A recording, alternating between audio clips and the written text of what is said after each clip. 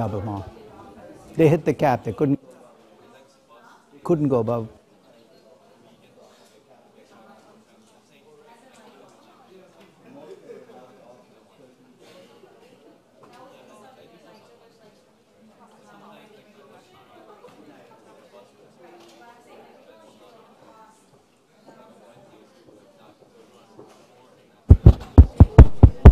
Okay, folks. So, reminder in case you need this very late reminder that your mystery project is due by 5 p.m. today. Right? And please don't forget to put in the subject, no mystery here. Right? If you add extra words, it's okay. As long as those 3 words are in there, then it's the smart mailbox will figure it out. Right? And I have to get on a flight at like 5:30, and I want all of them in one mailbox, so that I can grade while I'm on the flight. Right? So, San Francisco. I'm going to San Francisco on United. Okay. Just in case I don't make it back. I have lots of witnesses that I said I was going to get on a flight. Okay. Anyway, today we're going to talk about options. And as I said, I'm going to give you a very quick review on option pricing. So if you've forgotten everything there is to know about option pricing, in the next 35 or 40 minutes, I'll give you a quick review of it. You're saying, but this is a valuation class. Why are we talking about options? So let me lay the foundations. So this is the start of the class, the standard questions. So let's assume you have a small startup company. It's come up with this new technology. The new technology allows you to, if you have a smartphone, to speed up the flow of information. It's much more efficient about dealing with information. And given that everybody's downloading everything on smartphones now, obviously this is a technology that the big companies want. Here's the problem though. Right now, the cost of implementing this technology is $2 billion, and the value that you think you can get based on implementing the technology today is $1.5 billion. So if I asked you, would you implement this technology today? What's your answer? No, because my value is 1.5. It cost me $2 billion. So I'm going to ask you a follow-up question. The technology implemented today doesn't work. It's not feasible. But let's assume you were approached by a smartphone manufacturer, Apple or Samsung. Right?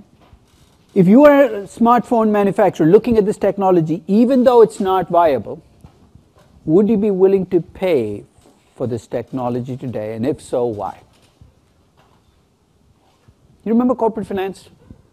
Yeah? If this were a project, what's the net present value of this project? Minus $500 million, right? So what's the question I'm asking you? Would you pay for the rights to a negative net present value project? And if so, why? Because if you can answer that, you're going to see why we care about options. This project is not viable today. Why? Because the value of the cash flows is less. But you have the rights to this technology, let's say, for the next 15 years. So what are you hoping will happen? Louis? It's either cheaper to make or the market will get bigger. Maybe everybody's getting everything on smartphones 2 years from now, and the $1.5 billion could become $8 billion, $10 billion, $15 billion. So right now the technology is not viable, but it could become viable in the future. You just bought yourself an option. You know what the essence of an option is. Right now the option might not be something you'd exercise, but it could become valuable in the future. I'm going to talk about the option to delay, exactly this option, and why you might be able to use it to value patents, licenses, exclusive rights. So that's the first one. Let's try this.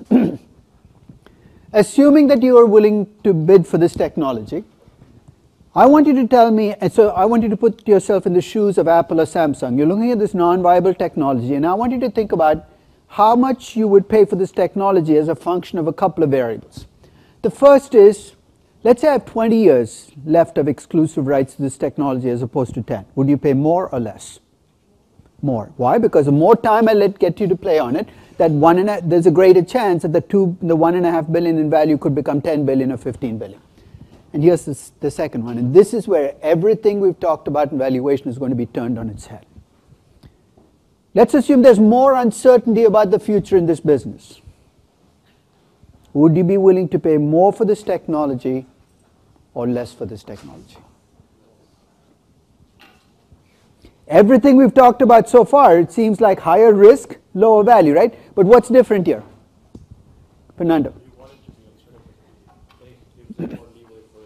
fact, let's take it to the extreme. Let's suppose I told you this technology everything was certain in this business, everything was stable. You wouldn't even pay for this technology because nothing's going to change. This is going to be a horrible investment forever. You actually want more uncertainty rather than less uncertainty. And that's one of the things I'm going to talk about today is once you identify something as an option, the more uncertainty there is about the future, the greater the value is going to be of that asset. Finally, let's assume you do buy the technology and it does become viable. 2 years in, 1.5 years in. You know what I mean by viable, right? The present value of the cash flows now exceeds the cost. Would you develop the technology right away? Seems like a no-brainer. Of course you should, right? But if you think in terms of options, what's the question I'm asking? The minute an option goes in the money, would you exercise the option? The answer is, there's a time premium left on the option. By waiting, you might find out more about this technology, be able to do it better. So there might be a point where the technology becomes viable, but you sit and wait hoping that you can make it an even better technology. Everything you talk about in options is embedded in this question. And we're going to use this as one of the examples for why we care about options. So let's turn to the third packet. If you brought your third packet, great. If not, make sure you get it soon, because we're going to start talking about options. Let me give you the foundations for why real options have become the hardest concept in corporate finance and valuation. I'll give you a contrast. 20 years ago, I remember, or maybe 18 years ago, going on Amazon. This was a still young Amazon, mostly a book retailer, and typing in the word real option to see how many books I could find on real options. And 18 years ago, there were 2 books on real options. That's it. Today, you type in real options on Amazon, you see hundreds of books. Clearly, this has become a hard concept. You walk into McKinsey. They have a team, a real options team that goes around McKinsey looking for places where they can use real options technology. CSFB's equity research department hired 2 people to bring in real options ways of thinking about valuation. For whatever reason, real options have become part of corporate finance. And I want to give you a cynical reason for why that might be. When you think about a traditional project, right? You take the cash flows, you take the present value, subtract out the initial investment. That's called a static analysis. You're saying, if I had to invest in this technology today, what is it worth? But when you do that, you are missing some options. Options like what? Options like the one I described, which is, if you get the exclusive rights, delaying doing this might make this bad project into a good project. We're going to talk about the option to delay. Here's the second one. By taking a bad project, you might get the rights to much bigger, better projects in the future. And I'll give you a very simple example to think about it. For about 20 years, if you look at every company globally, the country they want to end up in is China. And I'll make a blanket statement. Most companies that have invested in China have really not made much money in China. In fact, they've lost money. So if you look at a traditional project and say, should I go into China and I invest? You look at the net present value, it's negative. You're saying I shouldn't do it. But they did it anyway. Why? What is the allure of China that leads these companies to take a negative net present value investment? What are they hoping could happen? Scale. Basically, if you're a hotel company, open 10 hotels in China, even if you believe there's negative net present value, if it does work out, what are you hoping for? A much bigger market. That's called the option to expand. And when you have the option to expand, sometimes you will take bad projects because you hope it'll give you rights to some really big markets or really big businesses. In fact, when people talk about strategic investments, if they really mean what they're saying, this is what they're talking about. Let's take a bad investment, and it's okay because it'll give us the rights to a really good investment. And finally, there's the option to abandon. Let me explain that. Let's say I came to you with a 25-year long-term infrastructure project and ask you to do capital budgeting. What do? You project out the initial investment, then you project out the cash flows for the next 25 years. You give me a net present value, right? Let's say the net present value is positive and I take the project. 2 years into the project, I realize cash flows are coming in at 50% of what you forecast them to be. Now, if I'm stuck in my capital budgeting world, what am I required to do? Hold on to this project for the remaining 23 years and accept those lower cash flows, right? But what's the other option you have? If you really feel that this project is not delivering the cash flows you need, you could abandon it. It's called the option to abandon. And I'm going to argue that in some businesses, some valuations, having the option to abandon can make the business more valuable. I call this being able to walk away from your mistakes. And companies don't always think this through, but sometimes building in that flexibility can make your business more valuable. In summary, whenever we talk about real options, here's what we're asking people to do. We're asking them to do a traditional discounted cash flow valuation and add a premium on top. That's basically what options allow you to do. You're going to say, this project, if I base it just on cash flows, is worth only $80, but if I have this real option, it's worth $112. So I'm going to start off with an intuitive explanation for what gives these options value. And I'm going to show you a very simple decision tree. So here's what the decision tree looks like. You're at today. You have two possibilities in the next period. You can have success or failure, 50-50 shot. If you succeed, you make $100 million. If you fail, you lose $120 million. What's the expected value of this bet? It's minus 10, you won't do it, right? So it's pretty straightforward. I'm going to take this bet and break it up a little bit, and you tell me whether anything's changed. So in this bet, I've given you two sub-bets. In the first sub-bet, there's a 75% chance of succeeding, in which case you make $20 million, and there's a 25% chance of failure, in which case you lose $20 million. If you succeed, then you have a follow-up bet where there's a 2/3 chance of winning, in which case you make $80 million, and a 1/3 chance of losing, in which case you lose $100 million. What's the probability that I will win in this bet? How do I compute the probability of success? 3/4 times 2/3, and that works out to a half. 1/4. So basically there's a 50% chance of winning and a 50% chance of losing. Just like in the previous case. If I win, cumulatively I make $100 million. If I lose $120 million. So if you think about it, I've given you an investment that looks very much like the previous one in terms of consolidated numbers. But here's the magic. When I take an expected value for this decision tree, it's actually a positive number. So here's my question to you. My original decision tree, I got a negative expected value. By breaking it up into two sub-branches, I've converted that negative net present value into a positive net present value. Tell me where the additional value is coming from. What is it about the second tree that makes you more willing to invest than the first one? What's happening?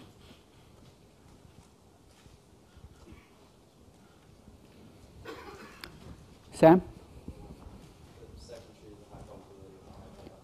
And tell me what it is about the second tree that makes it have a higher probability. You get this little first branch, right?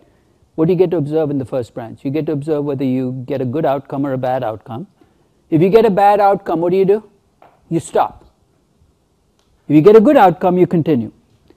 There are two things that drive the value. The first is you learn by observing what's happening. That's what the first branch gives you. And then you adapt your behavior based on what you observe in the first branch. Learning and adaptive behavior. That's at the heart of real options. See, who cares? Let's suppose you're valuing an oil company. Traditional DCF valuation, what do we do like Royal Dutch?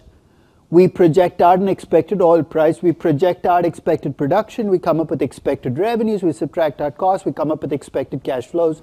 We discount it all back and say the value of this oil company is $40 per share.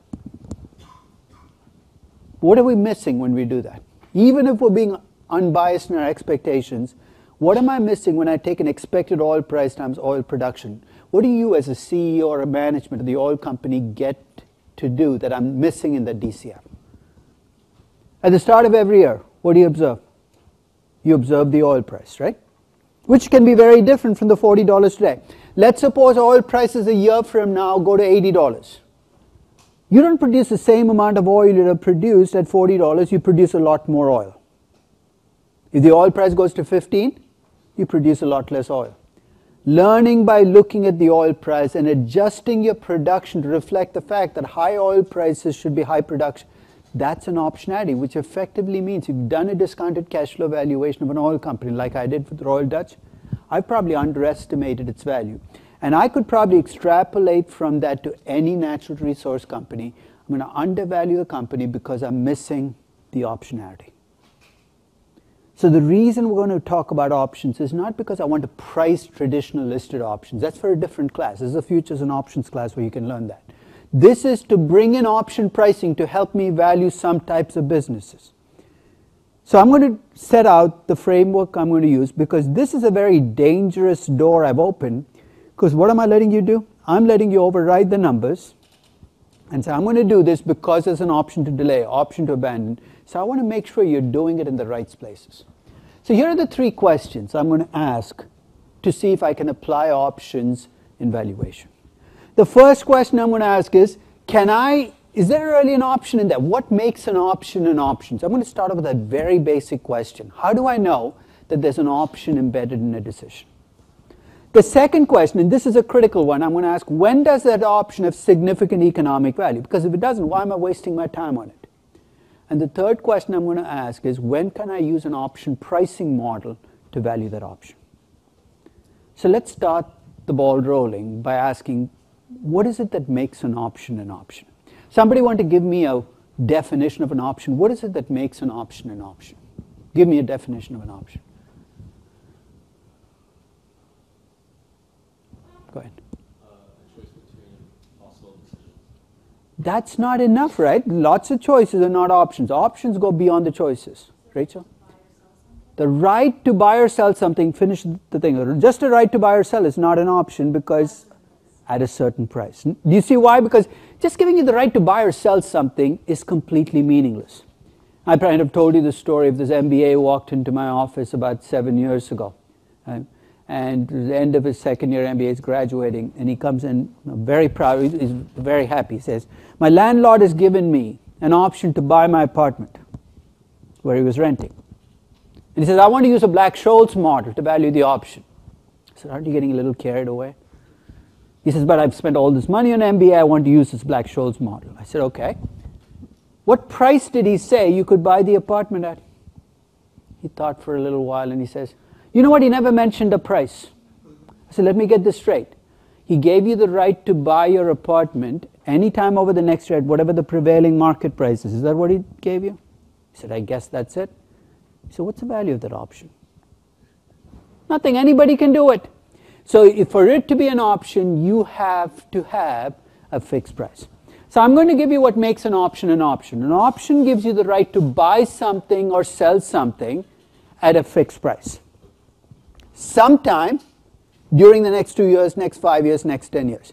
Options are called derivative assets. You know why they're called derivative assets? Because they derive their value from something else. Options are leeches. They couldn't exist on their own. You need something of value that drives the value. So here are the things I'm going to look for in an option. What is the underlying asset? Because without an underlying asset, there can be no option. Do you get the right to buy or something, sell something at a fixed price? That creates the option. And once I can see that, I essentially have the pieces for an option. I'm going to show you the one thing that you probably should remember if you're in foundations class. Is options are best identified with their payoff diagrams. You remember payoff diagrams where I list out what the option is worth at different prices? And I'm going to show you the payoff diagram for a call option and then the payoff diagram for a put option. And I want you to tell me what makes these payoff diagrams different from any typical investment. So here's what a payoff diagram and a call option looks like. If the stock price is less than the strike price, so with the call option you get the right to buy at a fixed price. So let's say I give you the right to buy at $50 per share. If the stock price is 20, 30, 40, 50, 45, you're not going to use that right because why would you want to use that right if you can buy it cheaper? So the stock price is less than the strike price. What do you lose? You lose whatever you paid for the option. That's it. I can't force you to buy at a different price. If the stock price ends up above 50, here's what you do. You buy at 50, you turn around and sell it at the higher price. You make the difference. That's the profit payoff. So with a call option, you have limited losses if the stock price drops and potentially unlimited profits if the stock price increases. That's a call option, a right to buy something at a fixed price. With a put option, you get the right to sell at a fixed price. And guess what? The payoff diagram just gets flipped because if I give you the right to sell at 50, you're going to exercise that right only if the stock price is 25 or 15 or 10 because the stock price is 80. Why would you want to sell to me at 50? So if you have a put option, If you look above the stock price, the loss is whatever you paid for the option, but if the stock price drops, dollar for dollar, you make profits as the price drops. Limited losses, unlimited profits. That part of option payoffs is what's going to come in when we talk about the valuation of an option. So that's what I'm going to do with every real option I describe. I'm going to draw a payoff diagram. If it's a patent, a natural resource reserve, I'm going to draw a payoff diagram because that's going to be the fulcrum that's going to allow me to value these options. So if I asked you what an option is, basically think payoff diagrams. Think underlying asset, think contingent payoff. You've essentially got the framework for thinking about, is there an option embedded in a decision? So now comes the key question. And this is the question that I would suggest you ask almost any time somebody brings up the word real options. The word is exclusivity. And here's what I mean by exclusivity. You and only you have to be able to exercise the option. The right to buy at the prevailing market price has no exclusivity. Anybody can buy at the prevailing market price. But the right to buy at $1 million is an exclusive choice. So when I look at a real option, that becomes a key question. Is there exclusivity? If there is complete exclusivity, then you have a complete option. If you have partial exclusivity, you have a partial option. If there's no exclusivity, there is no option. So is there an option? Is there exclusivity? And you're going to see for every 100 options you see, only about 10 have significant economic value.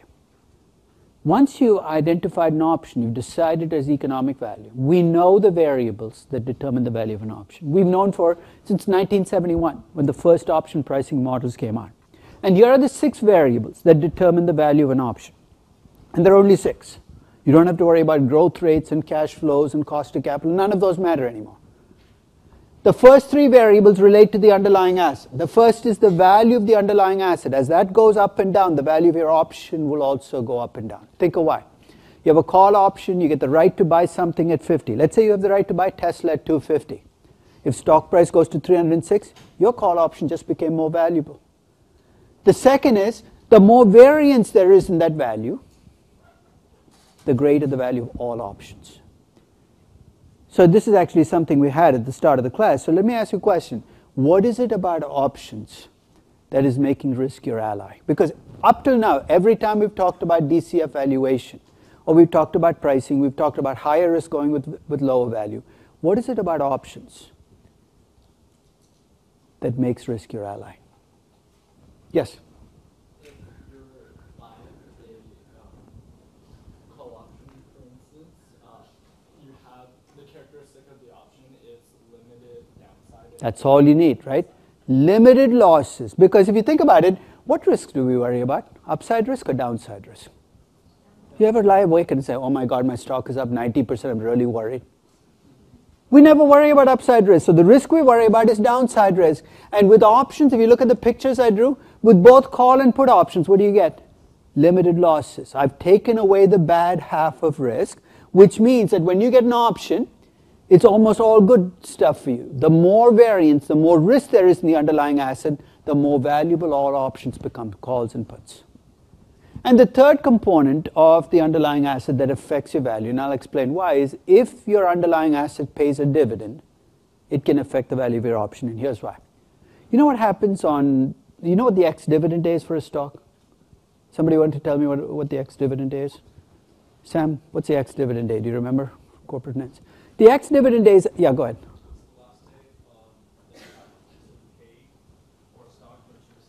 It's the last day by which if you buy the stock, you get the dividend. So if you don't get it on that day, the next day you actually will not get the dividend. So the ex-dividend day, what happens to the stock price?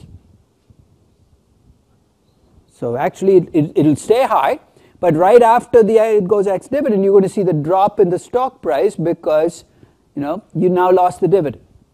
You think, so what? What does a call option give you the right to do? Buy at a fixed price. So let's say tomorrow is an ex-dividend day. What do you know is going to happen tomorrow? The stock price is going to drop, and the larger the dividend, the more it's going to drop. So if you have expected dividends on a stock, it's going to lower the value of call options because it's a right to buy, and it's going to increase the value of put options. What's the value of the asset? What's the variance in that value? How much expected dividends will I get during the life of the option? There are two variables relating to the option itself. The first is the strike price. With an option, what did I give you the right to do? The right to buy at a fixed price. With a put option, I gave you the right to sell at a fixed price. Would you rather have a right to buy at a lower price or a higher price? Don't think too long. You'd rather buy at a lower price. With call options, lower strike prices translate into higher values. With put options, it's flipped around. The right to sell at a lower price is worth less than the right to sell at a higher price. And the only other option feature I have to think about is how long do I get to play this game, the life of the option. So there are two variables relating to the option. The only macro variable that affects option values is the risk-free rate. And here's why. On a call option, you get the right to buy something 2 years from now, $2 million. Let's say I gave you that right. If interest rates are 2%, the present value of what you have to pay is much higher than if interest rates are 20% or 200%. As interest rates go up, the right to buy something at a fixed price in the future is going to become more valuable because that fixed price in today's terms is going to get lower and lower. So as interest rates go up, call options will become more valuable. Put options will get less valuable because you've got to wait for 2 years to collect the cash flow. That's it. Those are the 6 variables. Remember those 6 variables because now we're going to launch into the third and final question. When can I use an option pricing model to value an option? So I'm going to cut to the chase here. Prior to 1971, people didn't know how to value options. They tried to value them like stocks and bonds by taking cash flows and adjusting for risk and doing a present value. In 1971, we started to get a breakthrough. And the breakthrough led to Fisher, Black, and Myron Scholes, the 2 people who came up with the option pricing model, eventually winning a Nobel Prize. Option pricing can also be incredibly mathematical and so easy to get lost. So I'm going to step back and give you the 2 building blocks on which all option pricing models are based. The first is the notion of a replicating portfolio. You're saying, what the heck is that? If I can create something that looks exactly like the option in terms of cash flows, and I'm going to argue that I'm going to be able to do that using the underlying asset, neither borrowing or lending. So by creating a portfolio, replicating portfolio, I can create something that looks just like the option. That's a replicating portfolio. That's the first building block, is every option pricing model tries to create that replicating portfolio. And here's the second building block. It's arbitrage. Somebody give me a definition of arbitrage. What does it mean when we say you have arbitrage? Riskless profit. That is the key to arbitrage. You see how arbitrage plays in here? I've created a replicating portfolio and an option with exactly the same cash flows. If they traded at different prices, so let's say the replicating portfolio costs you $10 and the option costs you $11 and they have exactly the same cash flows. Create arbitrage for me, Rachel. What did you do? You'd buy one and sell the other. Which one would you buy? The cheaper one or the... You'd buy the cheaper one, so you'd buy the replicating portfolio, you'd sell the call option, you'd collect $1 today, and because their cash flows are the same, what's going to happen? They're going to offset each other. You've essentially created a money machine. So in option pricing, we assume that that can't exist, so the 2 have to trade at the same price. So I'm going to show you how replication arbitrage works before I go into the black Scholes, because it can be, you can get lost very quickly, with what's called a binomial model. You know what a binomial model is? In a binomial model, the stock price can jump to only 1 of 2 levels. And you're going to see very quickly why to make it a binomial model. And I'm going to create this replicating portfolio for both a call and a put, so you can see the process play out with basic algebra. And after I create the replicating portfolio, I'm going to use the replicating portfolio to tell me how much the option is worth today. So let's set the example up. Let's make it a very simple example. Let's assume that you have a stock that's trading today at $50. So today the stock price is 50. 1 period from now, the stock can jump to either 70 or 35. So it's 1 year from now. Stock can either be 70 or 35. If the stock goes to 70 1 year from now, it can jump in the following year to either 100 or 50. If it goes to 35, it can jump to either 50 or 25. So it's a 2-period binomial model. Do you see what I mean by binomial? At each period, you can jump to only 1 of 2 prices. Let's say I gave you a call option with a strike price of 40 today. Remember, the stock price today is 50? I give you a call option with a strike price of 40. If you exercised it right away, how much money are you going to make? You're going to buy the stock at 40. You're going to turn around and sell it at 50, and you're going to make $10, right? So if you exercise today, you're going to make $10. Set that to the side. There's always a choice. But I'm going to try to create a replicating portfolio for this call option by looking at the cash flows on the option. So help me out here. If the strike price is 40, and I get to time period 2, which is when the option expires, if the stock price goes to 100, lead me through what you're going to do. You're going to exercise the option, buy the share at 40, you're going to sell it at 100, you're going to make $60. So your cash flow at t equal to 2 is equal to 60, which is when the option expires. If the stock goes to 50, you're going to buy at 40, sell at 50, and you're going to make 10. If the stock goes to 25, you're going to buy at 25 and sell at 40 and lose 15. Come on, why are you following me down that path? You don't have to. It's a right? It's not an obligation. If the stock goes to 25, what are you going to do? You're going to take the option, you're going to throw it in the trash can, and your cash flow at that point in time at least is 0. 60, 10, and 0 are the cash flows on the option. So I know the cash flows on the option. What am I going to try to do? I'm going to try to create a replicating portfolio. And to create that replicating portfolio, I'm going to combine borrowing money and buying shares of stock in the company. And the key here is to decide how much to borrow and how much to buy. So I'm going to take you back probably to 7th or 8th grade. I don't know which grade this was when you did simultaneous equations. Remember those? 2 equations, 2 unknowns. You work long and hard enough, the 2 unknowns should become knowns. So here's what I have. I have 2 unknowns. I don't know how much to borrow and how much to buy. Let's call how much I'm going to borrow B and how much I'm going to buy D. I'm being incredibly creative here. If the stock goes to 70, and I always have to start at the last branch, here's what I want to do. I want to go out and buy delta shares of stock and borrow B dollars, and whatever that portfolio does, its cash flows have to be equal to what the option would deliver. So stock goes to 100, 100 times D will be what my stock is worth. I have to pay back my borrowing with interest. Let's say the interest rate is 11%, so 1.11 times B has to be equal to 60. So that's if the stock goes to 100, my replicating portfolio's cash flows have to be 60. If the stock goes to 50, I go through the same mechanics. 50 times delta minus 1.11 B has to be equal to 10. 2 equations, 2 unknowns. I solve for delta and B. The delta I get is 1. And the B I get is 36.04. You're saying, what does that even mean? If I go out and borrow $36.04 and buy 1 share of stock at $70 at t equal to 1, I will get exactly the same cash flows as buying a call option with a strike price of 40. I've created my replicating portfolio. Buying 1 share of stock at 70 with borrowing $36 means I have to come up with $33.96 to create that replicating portfolio. Now comes the arbitrage argument. If I can create the replicating portfolio for $33.96, the value of the call option also has to be $33.96. I have a value for the call if the stock goes to 70. Let me try this out on if the stock goes to 35 to see if you can, if you can go through with the mechanics one more time in case it didn't catch the first time. Stock goes to 35. I want exactly the same objective. I want to go out and borrow B dollars and buy delta shares of stock, and I want my cash flows to be exactly the same as the cash flows on the call. So the stock goes to 50. 50 times D minus the borrowing with interest paid back has to be equal to 10. 25 times D minus the interest with the borrowing has to be equal to 0. I solve for delta and B, and the stock goes to 35. Here's what I need to do. I need to go out and borrow $9.01 and buy 0.4 shares of stock. Don't even ask me how you buy 0.4 shares of stock. You've got to work that out in your head. And I will create something that looks exactly like the call. And since that cost me $4.99, I've got a value for the call of $4.99. So now I have a value for the call if the stock goes to 70, $33.96. A value for the call if it goes to 35, $4.99. I go back 1 extra step.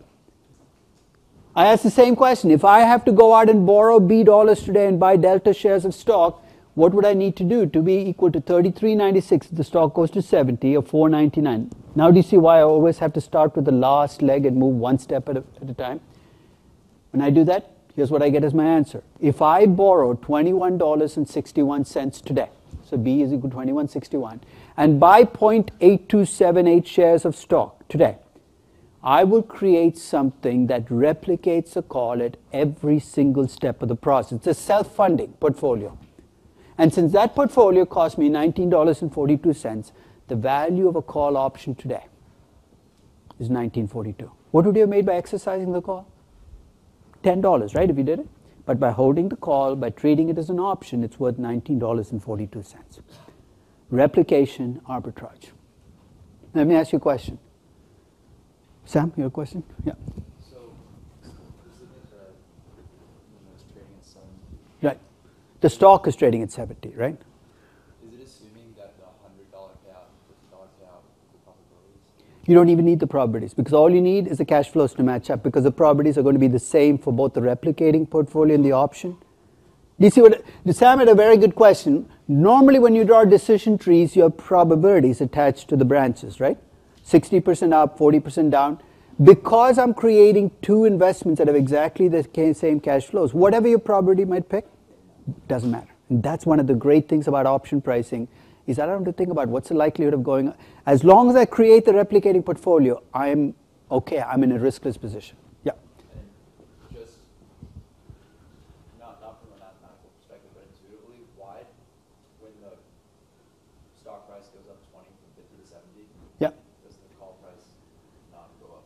It does, right? It goes 90. Oh, why does it not go up $20? Because the time premium doesn't increase proportionately with the stock price. The more in the money you get, the less time premium there is to the option. Because at 50, my potential upside is I could go all the way up to 100. At 70, my potential upside has become much smaller, right? There's only $30. So as you move through the branches, you're going to start to see, as you get into the further and further into the upper branches, the time premium is going to shrink because you're already at a pretty positive outcome. There's not much upside left in the game. It's not linear. It really depends on how the decision tree plays out. Right? Yes? You said, I understood the logic behind like a limited loss. Right. Call option, so I see the zero, but Yeah. what is the logic behind it? Because essentially the 50 does go to 25. So No, the 50 is the stock, right? So if you bought the stock, it'll go down to 25. But remember that because you created the replicating portfolio, you didn't buy one share. You only have, as the stock price goes down, look at what you're doing. You started with 0.8278 shares, right? If the stock price goes down, what do you do to your shareholding? It drops to 0.4 shares. So as the stock price goes down, you're actually reducing your exposure to the equity. As the stock price goes up, you're increasing exposure. That's why you don't drop proportionately, and that's what creates a replicating portfolio. Now, let me ask you a question. This is kind of a trick question, but if you can answer it, you kind of are getting a sense of the math behind this. I made this a binomial distribution, right? Two branches. Why did I have to make it a binomial distribution? Why not a trinomial, quadrinomial, or whatever, polynomial? Why did I do it a binomial? Sam, you want to try? because if you made it a trinomial more, you'd have to have probabilities. Otherwise, If you have trinomial, how many equations will I have? 3 equations. How many unknowns do I have? 2 unknowns. If you have 2 unknowns and 3 equations, you know what happens? It's algebra hell. Everything breaks loose. There's no unique solution. It's because I have only 2 unknowns. How much should I borrow? How many shares of stock do I need to buy? That kind of restricts me. It's restrictive because you have a binomial. Most investments don't move to one of 2 points the next minute or the next hour. They could go to 100 potential points. So it's very artificial, but it's a great way to illustrate how replication or arbitrage works. But let's say you decide to use this approach to value a 3-month call option. 3-month call option is not that long, right? You go to the CBOE, you can get a 3-month call option. To have even the remotest chance of having a binomial distribution, you have to make time really small. You can't make it a day. Too many things can happen in a day. How about a second? That's a chance, right? So all you have to do is draw binomial trees in little seconds. How many seconds are there in 3 months? I don't expect an answer. A lot of seconds. So let's say you're one of those very patient people. You sit there with this gigantic sheet of paper with a really sharp pencil and you start drawing binomial trees 1 second at a time. And you draw the entire tree. Take a look at it. What does it look like? A bunch of little branches, right? Let's flip the entire tree, a picture over on its side. What you have will look like a pine tree with no trunk to it because your branch is all the way through. Hang in there. You're saying, where the hell is this guy going with this? Smooth out the outside of the pine tree. So instead of having these sharpened edges, you now have smoothed it out. What does it start to look like? It will start to look like a normal distribution.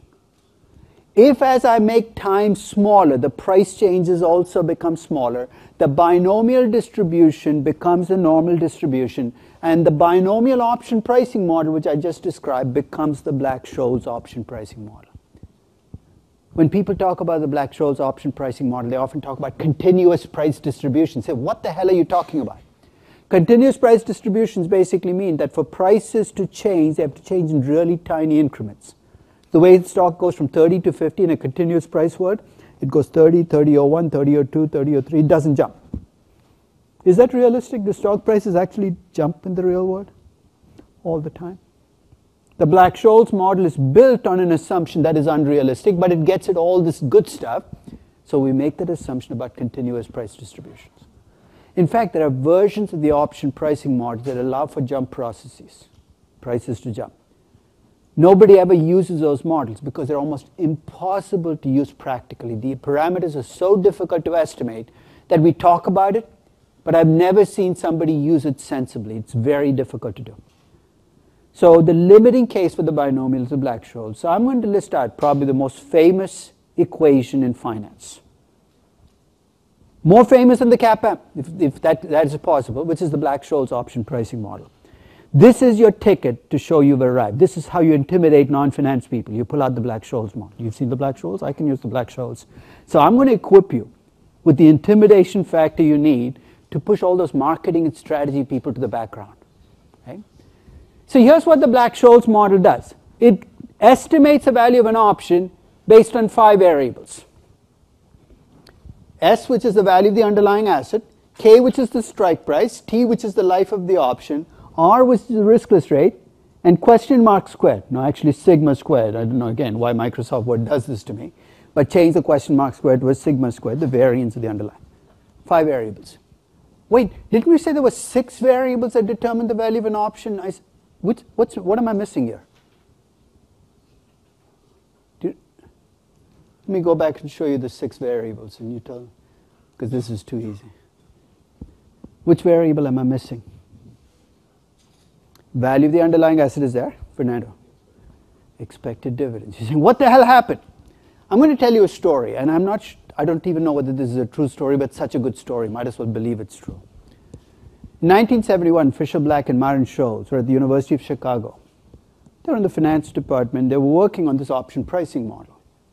And they got to the stage where they had an equation, and they didn't know how to solve it because nobody in finance had ever seen an equation like this one. It required what was called stochastic calculus to solve, and nobody in finance even knew what stochastic calculus was. And here's where the rumored story begins. A physics PhD student wandering through the finance department, don't ask me why, wandered into their office, don't ask me why, took a look at the equation, don't ask me why, and wrote out the solution immediately. He said, in first year physics, we do this all the time. We use what's called Ito's lemma, to which your response is, who the hell is Ito, and why does he have all these lemmas? But it turns out that in physics, this is actually stochastic calculus as part of the toolkit you bring to solve that equation. To cut a long story short, Fisher Black and Myron Scholes had so much trouble with that equation that they decided it wasn't worth bringing dividends in. It was too much of a pain. So they assumed away dividends. They did what economists do when they have a problem. They assume the problem away. Look, no problem. It's gone. In fact, the original Black-Scholes was designed to value what are called dividend-protected stocks. What are dividend-protected stocks? Remember what I said, why you worried when you had a call option? When dividend is paid, the stock price drops. That's why I worried. On a dividend-protected option, here's what I do. If I pay $1 dividend, I also adjust the exercise price by the dollar so you're not hurt. Are there any dividend-protected options anywhere in the world? I've never seen one. But the original Black-Scholes was designed to value dividend-protected options. And in that world, here's what the option pricing model looks like. It takes those 5 variables, S, K, R, T, and sigma. It plugs them into these equations to get D1 and D2. Hang in there with me. You're saying, what the hell is D1 and D2? D1 and D2 are intermediate stops. So you use all the numbers to come up with D1 and D2. Then they take the D1 and D2 into what's called a cumulative normal distribution. You've all seen normal distributions in statistics books. They give you the height of the distribution. Cumulative normal distribution, look at the area of the distribution. And here's what the cumulative normal distribution ranges from 0 to 1.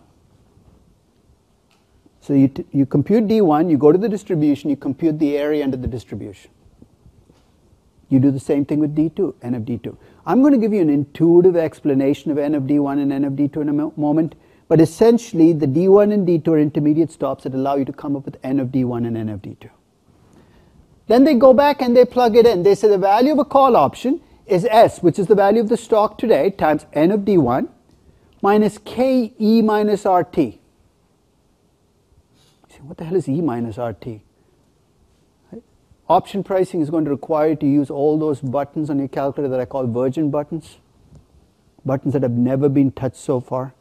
Okay? Like that exponential button. You say, what the hell is that for? E minus RT is just a present value factor. In continuous time, you know how we normally take present value? That's all he's doing. He's saying the strike price doesn't have to be paid till 2 years from now. So if you don't have an exponential button on your calculator, just take the present value of the strike price. It'll work just as well. Trust me on this one. So K E minus RT is just the present value of the strike price. And embedded in the Black-Scholes is the replicating portfolio. Remember how we solved for D and B in the binomial model? The ND1 shares of stock become the D in the model. So essentially, in the Black-Scholes, I've created what I had in the binomial as D. And KE minus RT times ND2 becomes the B, the borrowing that I have to do. So the Black-Scholes model, the most useful part is not the output, but what comes into the output. Because embedded there are all the numbers you need to be able to understand the replicating portfolio. So if you go out and borrow the present value of the strike price times ND2, I know it sounds incredibly abstract, and you buy ND1 shares of stock, you've essentially replicated the call. That ND1 is called the option delta. You know what the option gamma is? As the stock price changes, as variance changes, as time changes, both ND1 and the borrowing are going to... Everything in option pricing is built off this replicating portfolio. The option gamma tells you how the delta will change as your variance changes. The option theta will tell you how the value of the delta will change as time change. I'm sorry, as option theta is what I said, as time changes. So essentially, you can take every input in the model and look to see how your replicating portfolio will change, and you've essentially got the entire language of option pricing in front of you. So don't let an option trader ever intimidate you. They're going to talk vega, gamma, theta. They love the Greek alphabet. Take it back from them. Everything in option pricing is built around the replicating portfolio and how that replicating portfolio will change as the stock price changes, as time changes. So essentially, it's going through the variables that determine what that replicating portfolio will do. So a Black-Scholes model looks incredibly intimidating until you step back and say, that's a replicating portfolio in front of me, and it's going to tell me what the value of a call is by using replication arbitrage. Now, one of the limitations of Black-Scholes, of course, is it did not have dividends. And the reality is, most of the options that we will be valuing as real options will have a dividend-like component to them. So I'm going to give you the adjustment you can make to the Black-Scholes to allow you to use it on an asset that pays a dividend. And here's what I'm going to do. Let's say you have a 5-year option, and you expect a dividend yield of 1% on the stock every year for the next 5 years. What do we say happens to your stock price when the dividend gets paid? It's going to drop by roughly the dividend, right? So if I tell you there's a 1% dividend yield every year for the next 5 years, here's what I'm going to do. I'm going to take today's stock price and reduce it by 1% a year for the period of the option. That's what the E minus YT does. It's like a present value factor, reducing the stock price today for expected dividends in the future. So it's going to make my stock price lower and the value of my call lower. The other adjustment you're going to see is inside the D1 and D2, you're going to notice the dividend yield pops in. And here's the way to think about it.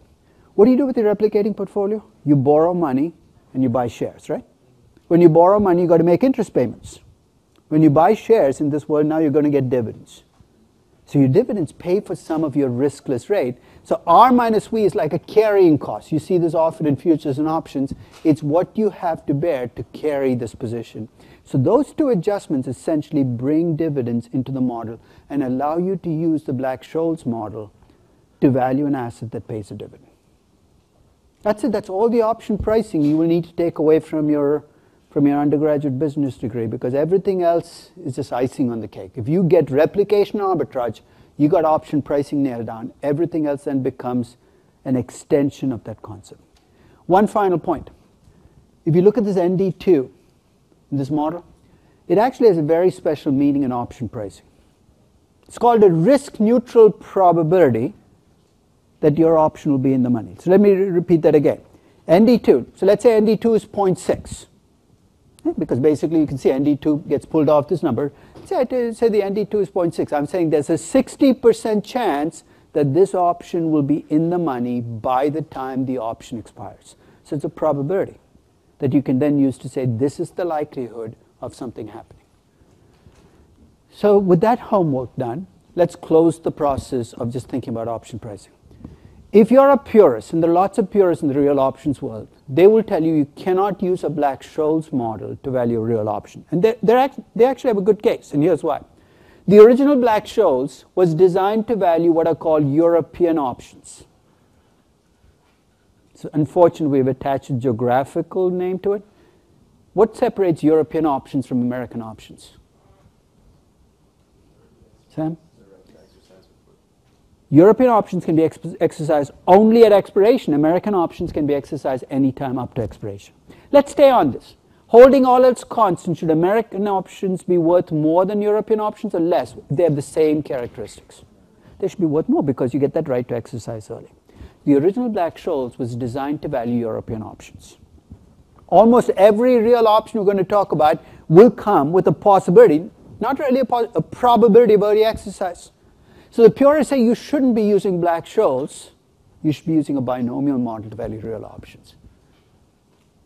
And my response is, you're right, but show me. Show me in what sense?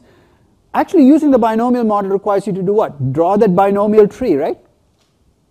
If you can draw the binomial tree, I'll go along with you, but drawing the binomial tree is so incredibly messy that I'd much rather use the Black-Scholes and get a conservative. You see why it's going to be a conservative estimate? Because it's going to give me a lower bound in the value than trying to negotiate my way with the binomial model.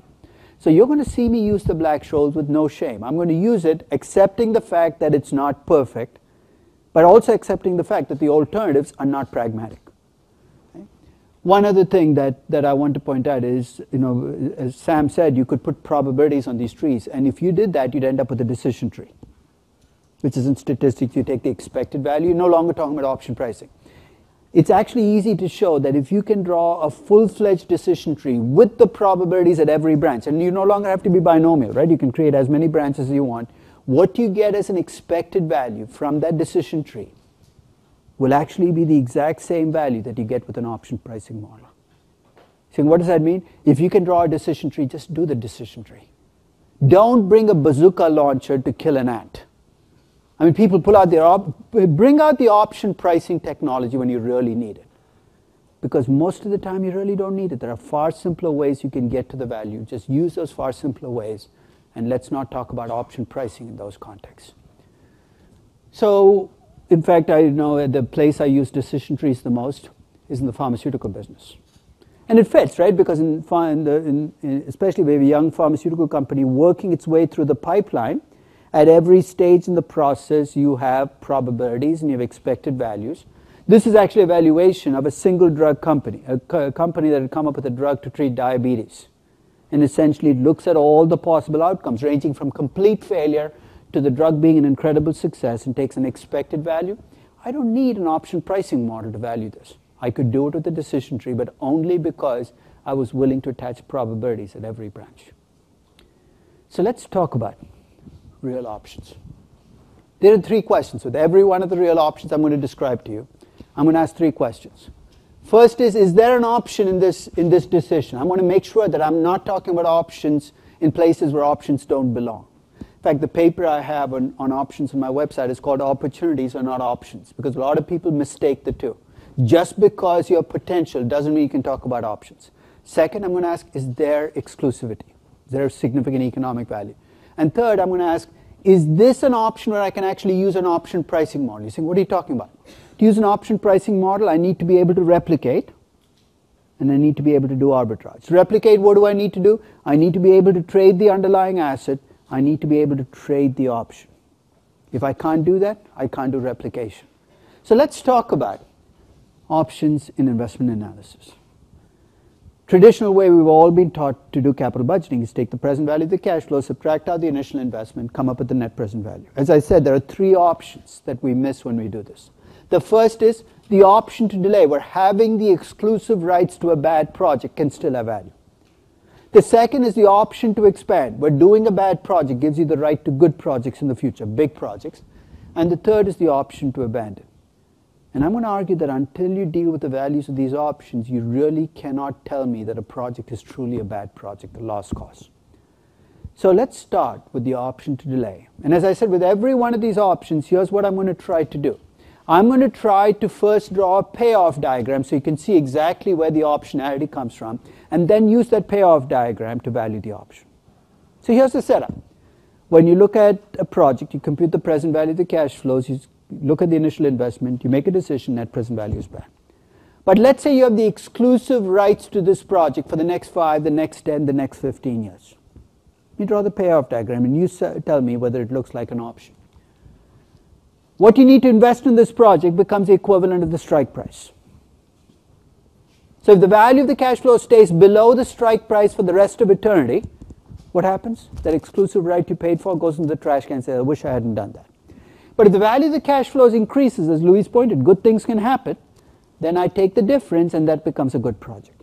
The underlying asset here is the project on which you have the exclusive rights. The value of the underlying asset becomes the present value of the cash flows from doing that project today. The strike price becomes the initial investment, and I can value it like any other option. So I'm going to use this option to delay example in two contexts. You know how pharmaceutical companies, technology companies get patents? What are the two ways you can get a patent as a company? One is you can do it yourself by doing R&D. The other is you can buy a patent, right? So let's think about the value of a patent.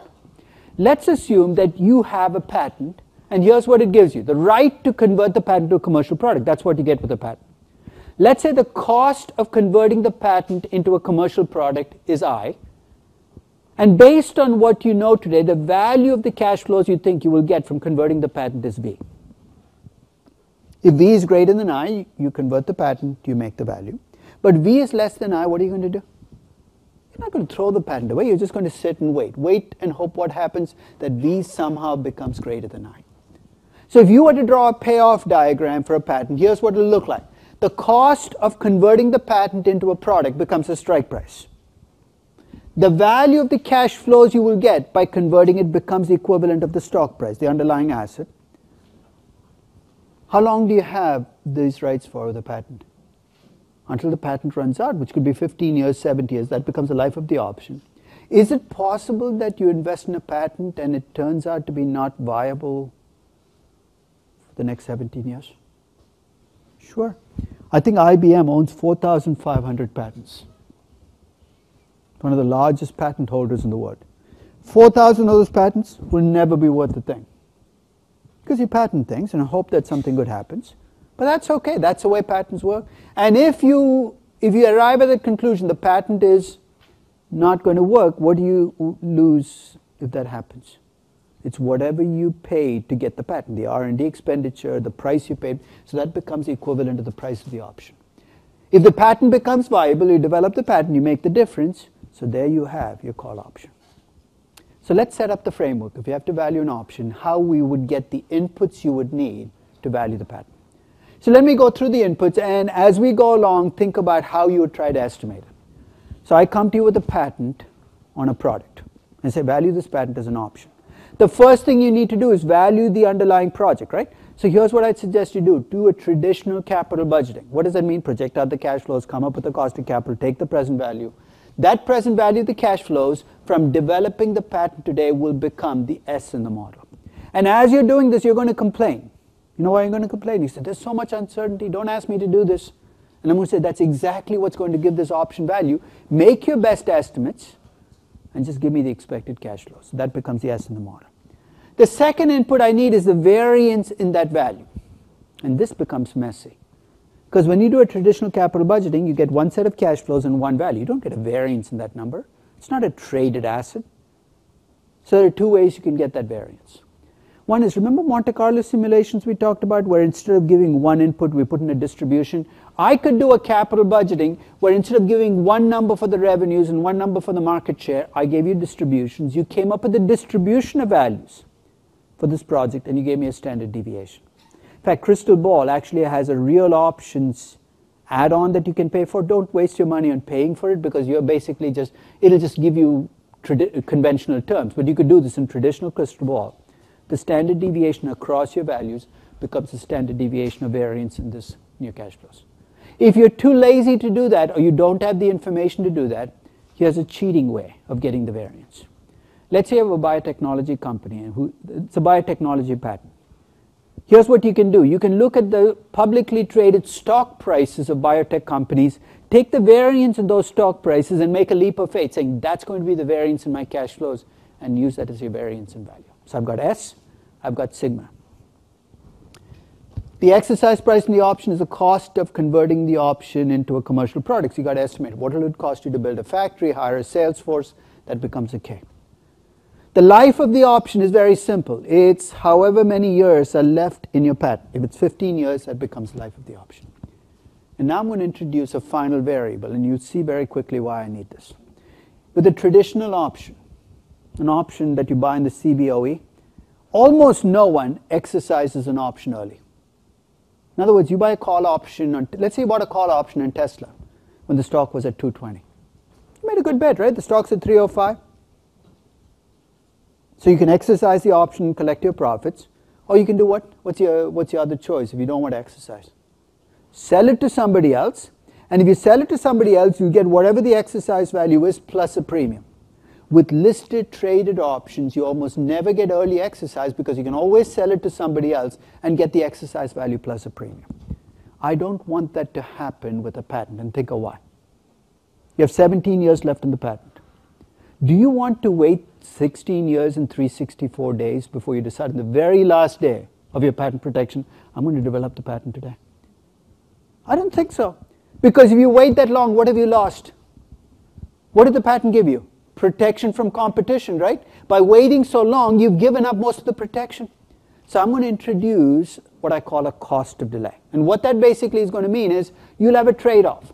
You can exercise this option right away, but if you do, you give up, or you can wait. If you exercise the option right away, you get the value, but if you wait, what you give up is 1 year of protection you could have had. So in year one, with 15 years left, if this patent becomes viable, and you choose to wait, you give up one of the 15 years of protection. That's going to be like I call it a cost of delay, but it's going to act like a dividend yield, because it basically reduces the value of your underlying asset. So I'm going to use this to kind of illustrate it. I'm going to illustrate this with a very simple example way back in time. It's a drug called Avonex. It's an actual drug that was patented in 1997 by a biotech company called Biogen. It's still around, but that time it was a young company. It's one of the drugs, and it was a blockbuster drug potentially. It was a drug to treat MS, big market. And the reason I'm going to stick with this example is I got information on this example that I generally am not able to get. What Biogen actually did was they did a traditional capital budgeting on whether they should develop the drug right away. Have you ever seen pharmaceutical companies actually estimate cash flows for a drug? It's kind of scary. Here's how they do it. They start off by estimating what percentage of the population has MS, which is fairly simple to do. Then they take the percentage of those people who will go to a doctor, which is not 100%. Then they'll take the percent of people who go to a doctor who will get the right diagnosis, and it's not 100%. And then they'll get the percent of people who get the right diagnosis who have the money to buy the right drug, which is not 100%. So it's actually these layers, and when they're done, they'll have the number of potential patients who will buy Avonex. They put a price, they come up with cash flows, they discount them back, and they did that and came up with the value of $3,422 million, or $3.422 billion. So file that away. That's a present value of the cash flows from developing the drug right away. They estimated that to develop this drug as a commercial drug, they'd never actually produced a drug on their own before. They licensed other drugs out, but they'd never done this. They'd have to build an entire infrastructure, and it would cost them $2.875 billion. So let me pause right there. If they develop the drug right now, it'll cost them $2.875 billion, and they will get $3,422 million as the present value of the cash flows. If this were a capital budgeting exercise, what's the net present value of this project? It's going to be the difference between those two numbers, 3,422 minus 2,875, which is 547 million. So file that away. That is the discounted cash flow value of this project. But here's where the optionality kicks in. They haven't developed the drug yet. They have 17 years of protection left, and the riskless rate is 6.7%. And this is an incredibly risky business. Lots of uncertainty. How uncertain? Well, the industry average variance in biotech firms is about 0.224. Huge amount of uncertainty. And it's true, this is a viable drug, that by not developing it, they're giving up 1 out of the 17 years of protection. So I'm going to put that in as my cost of delay. I plugged it in, D1, D2 into the Black-Scholes, N of D. So you remember the process? And I got a value for the call of 907 million. Remind me again what the net present value of this project was? 547 million. What's the value of this drug as an option? 907 million. Remember I said the key to optionality is you put a premium on a DCF?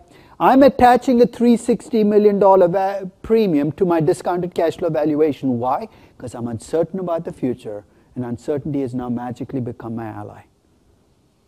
The value of this drug as an option is 907 million. And there's some really bad news in this option pricing model for you if you have MS. I'm not saying any of you do, but if you did have MS. And here's why. What's this value coming from? It's coming from the fact that if you wait, this drug could be worth more, right? In fact, if I develop the drug today, what happens the instant I develop the drug? It becomes a traditional project with a net present value of 547 million. So you're going to be sitting at home saying, I've heard of this blockbuster drug. How come they're not developing it? And the answer is, the optionality is holding them back. In fact, how long will it hold them back? If nothing changes, it'll take about 8 years before the cost of delay becomes large enough for you to actually develop the drug. So you'll be sitting for 8 years waiting for the drug. Why? Because by waiting, Biogen actually gets a higher value than by developing the drug. I'm going to temper that bad news because Biogen actually developed the drug about a year or two into the process, not 8 years in. So there must be something I'm messing up in my inputs, right? So what do you think is causing Biogen to develop the drug sooner than I thought it would? Luis? Like a moral issue? I wish it were that issue, but I'm not afraid it's not. Right? How many years of protection did I say they had? 17 years, right? What am I implicitly assuming? That they don't develop it for the next 17 years are the only game in town. Is that true? What does a patent give you the right to? The right to develop this drug to treat MS. What do they have to worry about?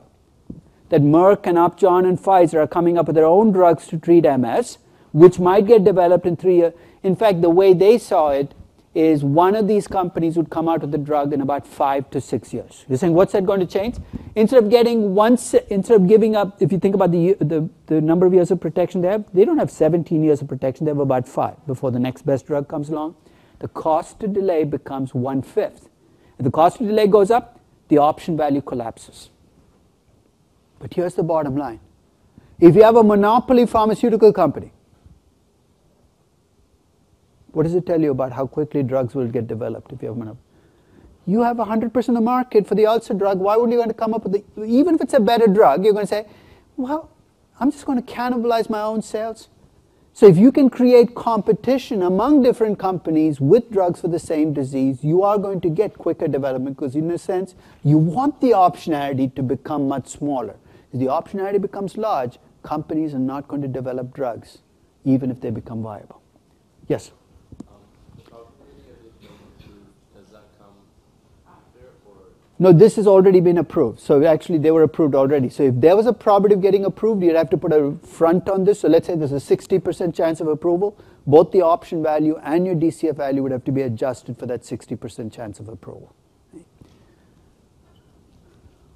Let's close today by just bringing this all together. So let's say I ask you to value a pharmaceutical company. Almost every pharmaceutical company has developed drugs and patents. The way we usually value in a DCF is we put them all together, we get a collective cash flow, we assume a growth rate based on the fact that they're promising patents, we do a traditional discounted cash flow valuation. Here's another way in which you could value a pharmaceutical company. You could value the developed drugs as a cash flow stream with a discounted cash flow model. You can value the patents as options, like I did for Amenex. And then in the third stream, you can value whatever they gain by having an ongoing R&D department. Let me kind of back this with Biogen. I told you Biogen already had some licensed drug. They didn't have any drugs they produced on their own. Their licensed drug, 2 drugs, had already been licensed out, and they were getting fixed cash flows on these drugs. There are 2 ways you can license a drug. One is you can license a drug to get a fixed payment from an Upjohn or a Pfizer every year, or you can license a drug to get a percentage of revenues. This is going to be important. They license the drugs to get a fixed amount of $50 million a year every year for the next 12 years. So that's my first slice, is I know I'm going to get $50 million a year for the next 12 years. To value that $50 million a year for the next 12 years, I discounted those cash flows at the pre-tax cost of debt of Upjohn and Pfizer. What the hell am I doing? Aren't we supposed to use a discount rate, a cost of capital as a discount rate? Why am I using the pre-tax cost of debt as my discount rate on these $50 million cash flows? What's the rule on discounting cash flows? The discount rate has to reflect the risk in those cash flows, right? What's the risk you're not going to get the $50 million? If those companies default, you're not going to get the $50 million. The pre-tax cost of debt captures the default risk. So I take the present value of $50 million at the pre-tax cost of debt. I come up with $397 million. That's the value of my licensed drugs. The value of Biogen was $907 million. There's only one final slice, and this is the messier slice. Biogen has a continuing R&D department. That R&D right now has $100 million in expenses. You expect those expenses to grow about 20% a year for the next 10 years and 5% thereafter. So you know what the expenses are going to look like. And here I'm going to make an assumption. I'm going to make an assumption that $1 invested in R&D creates $1.25 in value. So if I were thinking in terms of return on capital and cost of capital, what am I assuming about the return on capital for this company? Higher than the cost of capital or lower? It's going to be higher. That's where the extra 25 cents. In fact, if I assume that return on capital is equal to cost of capital, $1 invested in R&D will create $1 in value. It's exactly going to offset. But it's going to be only for the next 10 years. Beyond 10 years, it's going to become a zero value asset. I'm all set. Last piece in the process, here's what I did. I took the R&D. So let's say year 1, R&D is $120 million. That's my expected R&D cost. Because I'm creating $1.25 in value for every dollar invested, my value that I create in patents is $150 million. The difference, the excess value, is $30 million. And I do that for every year for the next 10 years, and I stop after 10 years. Why do I stop after 10 years? Because I assume that after 10 years, it becomes a neutral value business. You take the present value of those value created, and I'm going to use a really high discount rate on this because these are drugs I don't even know will be created. I'm assuming these are 15% cost of capital. What I get as a present value is $318.3 million. So I have 3 slices at Biogen. The first slice is the $397 million in licensed drugs, the $50 million discounted back. The second slice is Amenex as a patent. The third slice is future R&D. You add them all up. The value that you get for Biogen as a company is $1.622 billion. Add cash, subtract. So from that point on, I can treat it like the value of operating assets in a DCF model. Now do you see why you would never want to use this if you're valuing a Glaxo or a Upjohn or a Pfizer? You have hundreds of patents. Can you imagine sitting there trying to value each one as an option? This is really an approach that's best suited for small pharmaceutical companies, really young biotech companies, 1 or 2 drugs. I think you can actually use this approach to value the company. The one note of caution I would add is don't double count. You know what I mean by double counting? Don't value the patents as options and also give them a high growth rate, because that high growth rate is coming from those options. This is an alternative way of investing. So let me close off by asking the 3 questions. Is there an option embedded in a patent? Absolutely. Why? Because there's an underlying asset, there's a contingent payoff, and those contingent payoffs create options. Second, is there economic value? Where does the economic value come from here? Where does the exclusivity come from patents? You and only you can develop the patents. And what does that depend on? How well the patent law is enforced.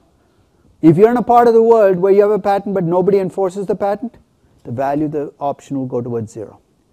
And third, can I use an option pricing model? I'm really stretching here, right? Because if you think about what I need for an option pricing model, I need to be able to trade the underlying asset and trade the option. The underlying asset here is the Avanex, the drug. I can't trade that. I can't trade the option. I'm really stretching, which doesn't mean I can't put a number on the option, but monetizing that number, the 907 million you saw for Avanex, is going to be really tough to do.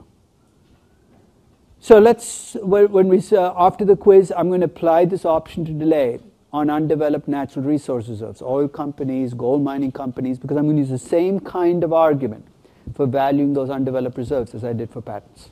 So I'll see you on Monday.